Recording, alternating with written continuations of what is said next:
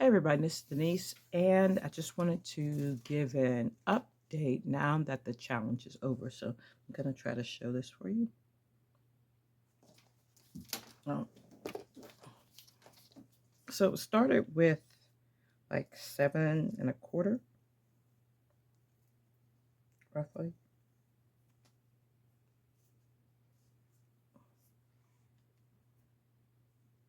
This is always so hard.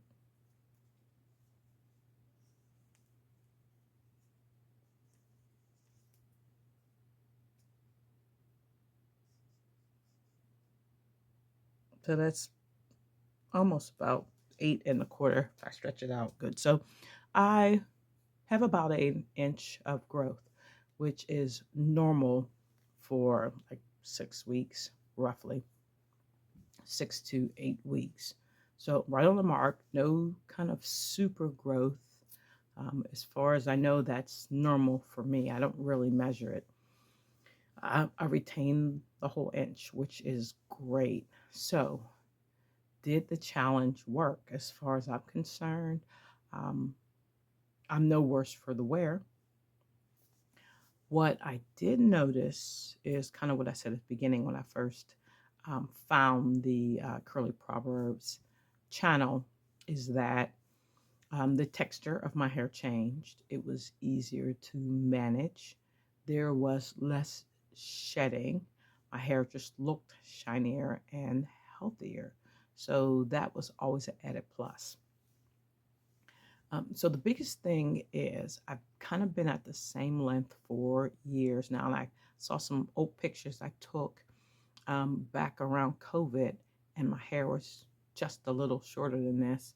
And if whatever I was doing beforehand had been working, I would have retained all those lengths for the last like how many years. So obviously, whatever it is I needed to do, or whatever it is that what I was doing was not working. So I definitely needed a change. And it will be in the long run to see if this is a change I needed. I did go through that whole period where people were saying no oils and butters, and I was doing that wrong. So I did change from using the oils and butters that I have been my DIY shea butter mixture. And so maybe that's where I went wrong. And I do need to go back to the oils and butters and creams.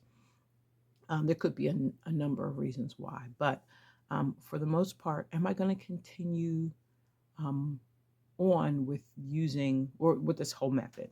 And of course, the answer is no. I don't think that I need to moisturize at the same schedule that the challenge had. I think I can kind of let up on it a little bit, and it just kind of would make more sense. But I'm going to continue using the Arab herbs and doing the sequence, just not the everyday like that. I am going to make up a different batch of oil. So I've decided that I'm either going to change my oil from either from avocado to jojoba, or I'm going to completely just change to the butter. I have a new butter recipe I've been looking at that I am going to change to because back when I did do the whole butter thing and I had this whipped butter, I remember my hair being very nice. And that's when I started to see length. Of course, I didn't have all these herbs in it like now, which I think has really made things better for my scalp and hair health. But the butter seemed to seal in moisture very, very well. So I think I'm going to go back to the butter.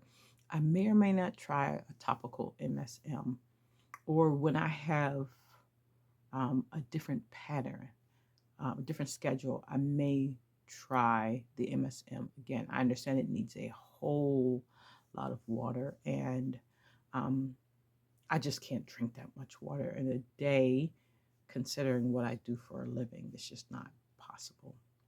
So maybe during the summertime when I'm on break, I might give that a whirl. Again, we'll see. And it wasn't even a whole lot of MSM either. So I don't know. The biggest, most important thing is finding a protective hairstyle. So, the one time where I actually got my hair shoulder length, what I would do is flat iron it and then pin it up in victory rolls and just pin the back and put the butter in like every other day. The butter not only sealed in the moisture, it kept the hair from absorbing humidity. And so I was able to keep the press really nice and smooth pretty much all the way like into June or July. And I only did it every 2 weeks. And so my hair seemed to really retain length then. Then I stopped doing it, but that's all the story. But anyway, um, and I've been doing that particular hairstyle for um, a while. Like it's even like this. This is just pinned up almost in victory rolls with the back pinned into one piece. And I got a bunch of headbands. So that would be good. I Let's think about the mini twist. Even in the mini twist, my fine hair, because it's not twisting all the way down to the end, first of all. So my ends are curling and even tucked under. They're still exposed to each other. And I have a feeling that they are rubbing up against each other, and that's still causing a problem. So possibly I might put the flaxseed gel on the ends, and that might solve that problem right there. Then the mini twists aren't so bad. Then there's then there's the mini braids, which are always a possibility too, that I could braid them down to the ends. The thing is, unless my hair is straight, just going for 2 weeks without washing it just seems like a problem. And then as we get into the summer months, I'm going to be biking and hiking and all of that. So I was taking twists down once a week during the challenge. So that's not so bad. But taking braids down once a week might be problematic. So I kind of have to find some type of signature hairstyle. And I just haven't decided on one that I like, that I think I look okay in, and that is most beneficial to my hair. Whatever I do, it has to be, of course, low tension. Um, Doing a bun, or even a bun that's drawn lightly, or a ponytail, unless my ends are completely tucked in, none of those are going to be useful for me, because I'm just so prone to single strand knots that one of the best ways for me to avoid them is to straight iron my hair. I'm just careful with the heat. I use all the heat protectors and stuff like that, but literally no single strand knots. And as long as it's pinned up, and it is pinned up and out of the way, it's not making any contact with any of my clothes. And then I have the headband on. So that's just kind of one of my best ways to go, is just to be a straight natural, which of course doesn't happen in the summertime. And maybe that's where I lose a lot of my length, is that in the summertime, I can't be a straight natural. And so I'm not getting the protection that I'm getting during the other months. And so maybe I grow it out and I break it off. And I don't know, that could be part of the cycle right there. There's always something to consider. So I have been watching a lot of ladies with the grow your hair with mini twists or grow your hair with mini braids. And I just haven't decided what's going to be my style. Also, too, I just can't stand the scalp look. When I had braids in with extensions, it was always, they were so thick. There were so many tiny ones that they just kind of covered the scalp. So that's just the thing I have to get over. Anyway, I haven't figured it out. I don't know what I'm going to do about that. But I am going to make the butter sometime soon.